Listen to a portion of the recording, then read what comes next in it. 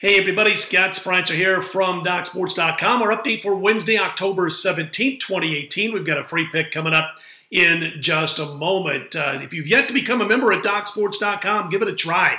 Click on the link below the video. Set yourself up for a free $60 account on Wednesday. It all starts by clicking on the link below the video, and you can use that free $60 account on any of my daily packages or any other handicapper over at DocSports.com. We are on a red-hot run of 40-16 with our last 56 all-sports plays. Now, last night, a very rare 1-2 night. I went 0-1 in the NHL, 0-1 in baseball. We had the Astros. And in the NBA, we tipped off the season with a premium pick winner on Oklahoma City, plus the points over Golden State. I saw over at William Hill at one point late on Tuesday afternoon, 91% of the overall money on that game had been placed on Golden State. We didn't agree with it, and OKC got that cover for us. We lost our free pick here last night after winning our free pick in the NFL on Sunday. But a loss here last night in the NBA with the 76ers plus the points, and again, a premium pick winner in the NBA on Oklahoma City. Free pick coming up in just a moment. We'll get to that. A couple of quick notes. You'll want to check out our football package this week over at DocSports.com. 22-7 is our combined college football NFL run with our last 29. NFL 32-14-1 overall run, 68% on NFL Sundays. We've got a big NFL weekend in store. College football, 75%, 12-4 the last 3 weeks, and now 124-85, 59% long-term in college football. Second 8-star college football play of the season goes on Saturday. It's the top play on this week's card. And again, we won our first. We'll look to win our second. We'll look to stay red hot in both college football and the NFL. Those plays will be available only at DocSports.com this week. You'll want to go check that out.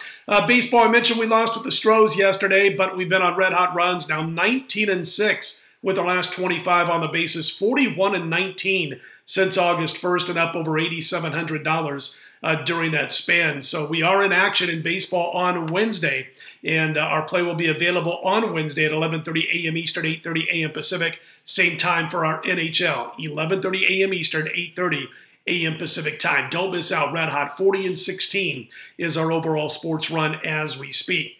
All right, a free pick in just a bit. This is the long report, the long video. Normally, on Tuesday mornings, we release our NFL report recap of the previous week's card, but because of travel and all that good stuff, we pushed it back to today. Here's our NFL notes from this past week in Week 6 recap, if you will. And again, these are in no particular order. They're not in schedule order, but just as we jot down the notes from the different networks we watch, the replays we watch, the highlights, all that good stuff, and gathering information also from several statistical sites. But anyway, the Seahawks, they knocked off Oakland 27-3. Raiders 0 points in their first 7 possessions. Derek Carr, no touchdowns, 2 fumbles lost. His 4th game this season with at least 2 turnovers. Just don't like the way he looks right now, Derek Carr, at all. And boy, their offensive left tackle leaves a lot to be desired. They gave up 6 sacks to Oakland in London over this past weekend, just not playing well at all right now. They give up 29 points per game on defense. Seattle, by the way, 3 straight games where they've rushed for $150 or more. Vikings knocked out the Cardinals 27-17. Another big game for Adam Thielen, by the way. The biggest take from the game that I saw was Latavius Murray, 155 yards on 24 carries. And the Vikings running game has been somewhat dormant. Murray needs to keep it up until Dalvin Cook can come back and play. And by the way, the Cardinals were 0 for 10 with third down conversions this past weekend. The Jets knock off the Colts 42-34. The Colts giving up 34 points per game during their 4-game skid. Andrew Luck, 9th career game with 3 or more interceptions in a game. And the Jets have 30-plus points in consecutive games for the first time in 7 years. The Colts did outgain the Jets in basically every aspect of the game. They ran for 5.5 yards per carry, over 120 yards on the ground, and Luck did pass for 301 yards and 4 touchdowns, but he threw those 3 interceptions, and that basically was the difference in the game in an 8-point contest. Houston comes back, knocks off the Bills, sluggish game 20-13. The Bills are last in scoring, averaging under 13 points per game. And Bills quarterbacks have 3 touchdown passes and 9 interceptions while being sacked 24 times so far this season. It's amazing they've got 2 wins. They've got no offensive line, and they went out and quarterback shopped early this week, if you've been following the situation with Buffalo. The Bills, fewer than 300 total yards in each of their games this season. By the way, Houston, 3 straight wins by a grand total of 13 points. So the hot seat, not quite so hot at this juncture for Bill O'Brien, but it's still warm. All 6 Houston games this season have been decided by 1 possession. Continuing the notes from this past weekend, the Bucs lose to the Falcons 34-29, and by now you probably saw that Tampa Bay defensive coordinator Mike Smith has been canned. A dumb play call of the season, though, by the Tampa Bay offensive coaches. I mean, you got Tampa Bay at the Atlanta 21, last seconds of the game, chance to win the game. They're only down by 5, 21-yard line. They call it quarterback draw. All right, Jameis Winston, great athlete, he can move, but come on. Jameis Winston got about 10 yards, or to maybe the 10-yard line, I guess, when you watch the replay. They started tossing the ball around, trying to lateral. The problem is, final couple of minutes of a game, because of Dave Casper all those years ago for the Oakland Raiders, you cannot advance the ball. It's got to be the same person who fumbled it. Just a dumb play call by Tampa Bay late in that game, unless maybe it was Jameis who audibilized at the line of scrimmage, but it sure looked like a planned quarterback draw to me. Stupid stuff. Redskins 23, Panthers 17, Panthers 3 turnovers, and no takeaways. They actually outgained Washington 350 to 288, 5.9 yards per play to 4.3 yards per play, but they lost the game. Thomas Davis back from suspension for Carolina helps that defense get even stingier. Now the Rams knocked off the Broncos 23-20. Denver was our big play over the weekend in the NFL. And they were down 23-3 at one point. Came back, outscored the Rams 17-0, and got the cover. But I'll tell you what, this Denver defense, what a mess against the run. They gave up over 320 yards and about 8.5 yards per carry to the Jets last week. And then this past Sunday, 270 on the ground to the Rams, almost 7 yards per carry. That's almost 600 yards rushing allowed last couple of weeks and over 7 yards per carry. Not good. Denver did get the cover for us, though, 23-20. The Rams won it. Ravens shut out the Titans 21-0. 3 games out of 6 now that Tennessee has not scored a single offensive touchdown. Mariota, 27 straight games where he has failed to throw at least 2 touchdown passes. The offense has less than 300 yards total offense in all 6 of their games this season. They gave up 11 sacks to the Baltimore Ravens this past weekend. How about the Titans? 9 possessions, 7 first downs, 9 punts. And Baltimore, by the way, 4 double-digit wins so far this season. Overtime action, Miami beats the Bears 31-28. Crazy game. Osweiler finds out earlier in the day he's starting. He goes 10 for 14, 213 yards, 2 touchdowns, no picks in the fourth quarter and overtime combined. Albert Wilson had that huge game, receiving a couple of bust-out plays after making catches. Crazy overtime. The way things went, Miami fumbling at the Chicago 1-yard line, looking to end the game with a touchdown. It was just nuts. But I'll tell you what, the note on Chicago, head coach Matt Nagy's play calling, awful in overtime. 3 straight runs from inside the Miami 40-yard line for nothing. Then they set up and miss the 53-yard field goal. Not a smart call by Matt Nagy. Man, you got to try to get that ball a little bit farther downfield. How can you trust your place kickers this season in the NFL? Dumb call. Chargers 38, Browns 14. Phillip Rivers 15 touchdowns, only 3 picks on the season. Only quarterback, by the way, with 2 or more touchdowns in every game this season. Chargers 246 yards rushing, 7 yards per carry, just short of that.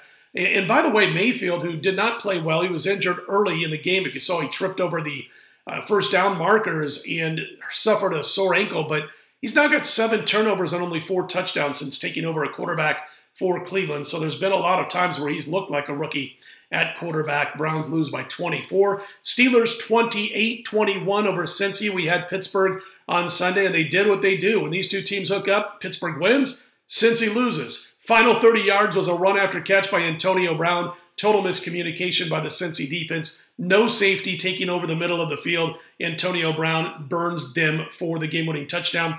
And by the way, I know Cincy was screaming and yelling about a pick, an illegal pick, but it was about 1.5 yards past the line of scrimmage, and no referee is going to make that call. Dallas kills the Jaguars 40-7. The Cowboys had 8 plays of 10 yards or more by 6 different players. Don't know about this Jags defense all of a sudden. If you look what Jacksonville's done, boy, I tell you, first 4 games, they allowed just 259 yards per game, 14 points per game, held opponents to 2 touchdowns and 8 red zone trips. Last 2 games, they've given up over 400 yards per game, 35 points per game, 6 touchdowns and 9 red zone trips. And they do struggle on the road against mobile quarterbacks. Dak had a big game running the football. Dallas 40, Jacksonville 7. Bortles not playing well right now, as you know.